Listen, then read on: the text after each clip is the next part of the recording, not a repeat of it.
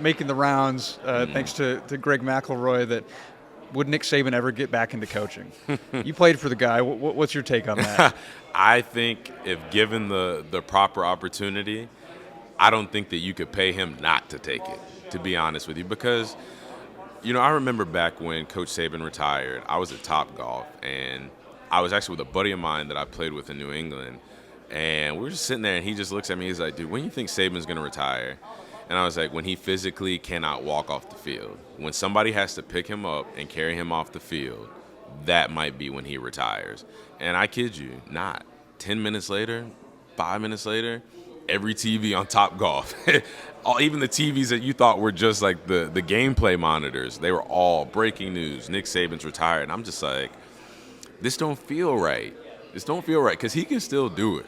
And obviously, not only with him being a member of the media, but now being somebody who sits in front of Congress, somebody who advocates for the purity of the sport and for the betterment of the circumstances surrounding these kids so that they're prepared for the real world. Like, this is a guy who loves college football. This is a guy who doesn't just step away because he's like, you know what, I served my time, I did what I was supposed to do, I just want to watch sunsets now. That's not Nick Saban. He's not built that way. He wasn't that way when I played for him. I'm sure a lot of other guys could attest to the same thing. So obviously we all know that he still loves college football. I mean, heck, you see him. I've seen videos of him on social media in Tuscaloosa in a box, and he's scouting the game. He's sitting here writing down plays. He's sitting here doing all these things. And I'm sure some of it is for college game day, but I'm sure majority of it is just because that's what Nick Saban is. He is college football. So I'll say it again, given the proper opportunity, given the right circumstances, I think it would be a no-brainer for him. Now, Miss Terry, on the other hand, I don't know if she would agree, because I know Miss Terry, and she loves having Coach Saban at home.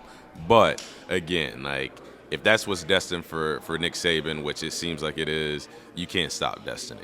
Yeah, if that Terry sign-off's not there. Well, I will say this, though. If she does not sign off on it, I don't know if he will, because especially now that he stepped out of coaching for a little bit and he's made Miss Terry happy.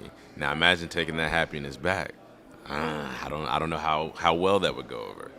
The Nick Sabans that we see coaching with the red face, with the veins popping out of his neck, yelling at people, looking, really, really unhappy in that moment.